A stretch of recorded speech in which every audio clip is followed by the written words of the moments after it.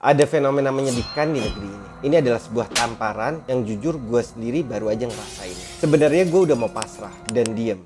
Tapi mau sampai kapan? Kita dalam kondisi terpuruk dan kalau bukan kita, mau siapa lagi yang ngerubahnya? Yang mau gue omongin ini adalah bagaimana kita mengapresiasi karya seni dari negara kita sendiri. Jangankan ngapresiasi, saat orang kontribusi aja dihujat abis-abisan. Tadinya gue mau ngomong, jangan sampai negara luar yang entarnya ngapresiasi seniman kita. Tapi kenyataannya hari ini udah terjadi. Dan banyak contohnya yang bisa gue sebutin. Tapi paling deket lo bisa ngeliat aja dari foto ini. Ini adalah sebuah foto di mana salah satu seniman terbaik kita, yaitu Pak Nyoman Nuarte yang bikin IKN, pertama kali presiden kita dikenalkan itu sama orang luar, yaitu Perdana Menteri India. Dan beliau udah mengapresiasi, bahkan memberikan penghargaan Padma Award, penghargaan tertinggi buat sipil di India. Itu diberikan saat melihat bagaimana sang seniman membuat sebuah mahakarya yaitu GWK. Bahkan sebelum negara kita menyebut-nyebut namanya. Dan gue ngomongin ini karena gue pengen meng-highlight ini permasalahan sistem. Kita emang udah nggak kebiasa untuk menghormati para seniman atau mengapresiasi karya-karya yang udah dibikin oleh mereka dari tingkat paling atas sampai ke bawah. Tapi sebelum kita masuk, gue mau ngejelasin dulu satu hal yang paling mendasar. Gue adalah seorang seniman dan konten creator di bidang kesenian dan kebudayaan. Jadi semua konten yang dibuat di sini untuk kemajuan kesenian, bukan ngomongin masalah politik. Kalau menurut lo bullshit, lo bisa ngecek aja dari video-video sebelumnya. Bahkan saat pilpres lagi hot-hotnya, gue nggak nyebutin satupun atau ngebahas tentang hal itu. Lo bisa ngeliat dari komen kayak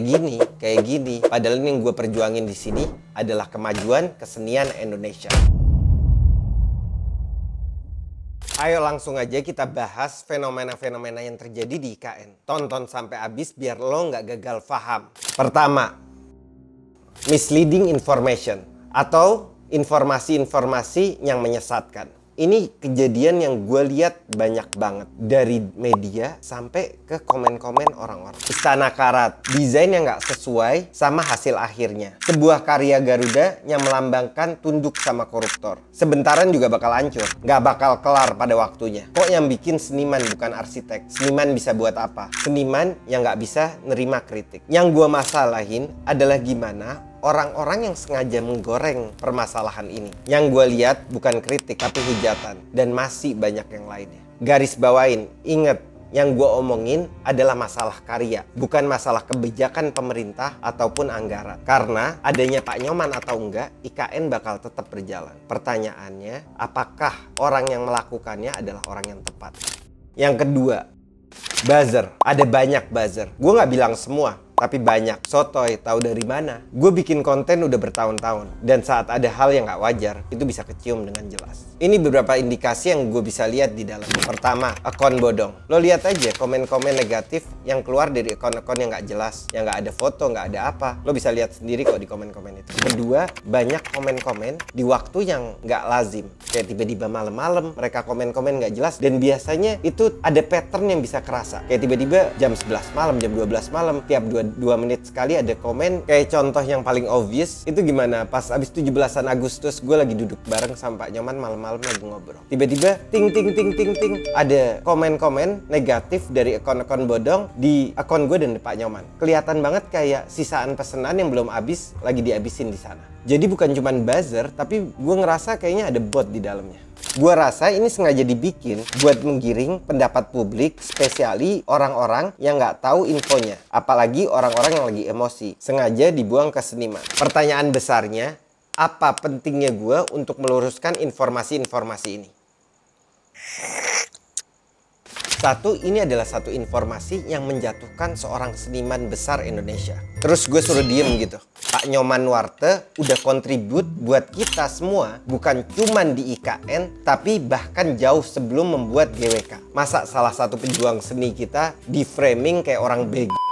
Cuman karena oknum-oknum yang memberikan atau menyebar informasi-informasi palsu. Karena hal ini yang bakal membuat orang-orang yang nggak tahu nggak bisa mengapresiasi karya-karya dari seniman kita semua. Yang kedua, kalau terus-terusan kita biasain budaya nyinyir, gimana kesenian dan kebudayaan Indonesia memaju ke depannya. Dan saat ngelihat orang-orang banyak yang komen, ngehujat segala macam, gue sedih banget sih, jujur. Salah satu yang bikin gue paling sedih adalah bagaimana desain yang banyak dimaki-maki orang. Lo bayangin ya, Pak Nyoman itu bikin desain IKN itu diberikan cuma-cuman buat pemerintah. Mungkin dari lo sebagian bakal nyinyir lagi, oh itu kan gara-gara biar dapat proyeknya. Pak Nyoman bukan cuman melakukan hal itu, bahkan dari GWK, satu karya yang telah dibikin selama 28 tahun, beliau udah sempat menawarkan bahwa GWK ini untuk dihibahkan ke pemerintah. Cuman waktu itu responnya kurang baik atau nggak direspon dengan cepat, sampai akhirnya untuk membuat GWK itu terlaksana, beliau harus menjualnya ke swasta. Salah satu patung yang pernah menjadi patung terbesar nomor 3 di dunia adalah punya swasta. Itu salah satu hal yang betul-betul bikin gue miris. Ini salah satu hal yang banyak banget dimaki-maki kemarin. Gimana dibilang istana Batman.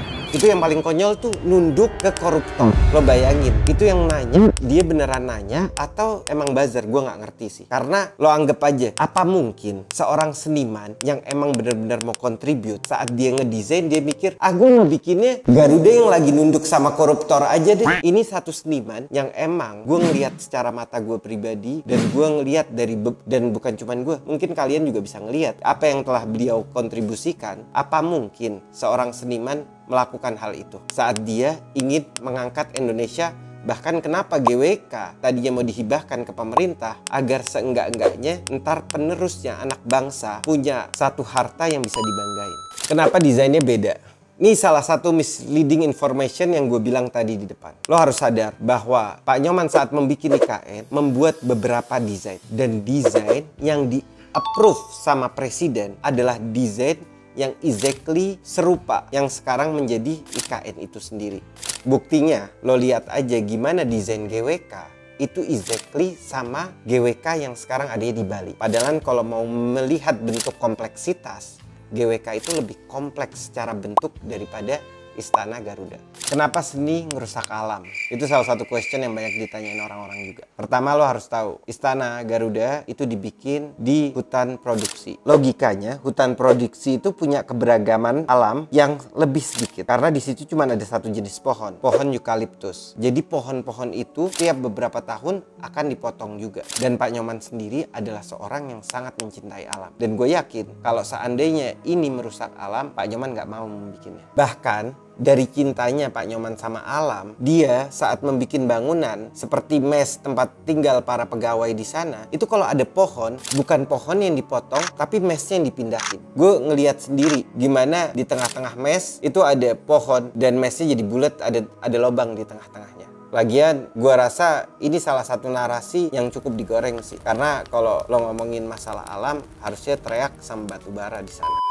Lo bayangin aja kalau mau ngomongin rusak, seberapa banyak tambang-tambang yang jauh lebih ngerusak di sana. Mungkin selama ini lo belum dengar, Pak Nyoman udah nyumbang sebesar 2000 pohon untuk Istana Negara. Itu satu pohon aja bisa ngabisin duit ratusan juta. Dan ini diberikan cuma-cuma dengan satu harapan agar istana itu bisa lebih hijau. Banyak yang menanyakan kenapa Garuda kepalanya menunduk ke bawah. Jadi filosofinya, Garuda sedang melayang-layang di udara, mengepakkan sayapnya sebagai penguasa langit. Garuda akan melihat ke bawah, mengamati situasi dengan siaga dan gagah. Karena nggak ada Garuda kepalanya mendongak ke atas sewaktu mengepakkan sayapnya. Malah gua rasa kalau Garudanya madep ke atas, ntar juga ada narasi baru, Garuda yang sombong lagi. Berikutnya Istana Karat. Kita bahas dulu bahannya. Jadi Istana Garuda ini memiliki dua bahan. Satu bagian kulit menggunakan kuningan, kedua bilahnya menggunakan baja anti cuaca atau biasa disebut weathering steel. Gue lihat banyak orang yang ngomong kenapa pakai besi rongsokan. Ini satu pertanyaan yang konyol, karena sebenarnya yang dipakai adalah sebuah bahan yang berkualitas tinggi. Maka maintenance atau perawatan dari istana itu akan sangat minim. Jadi dari desain awal sampai pemilihan bahan, semua benar-benar dipikirkan sematang-matangnya. Dan ini juga melalui eksperimen dan juga experience yang telah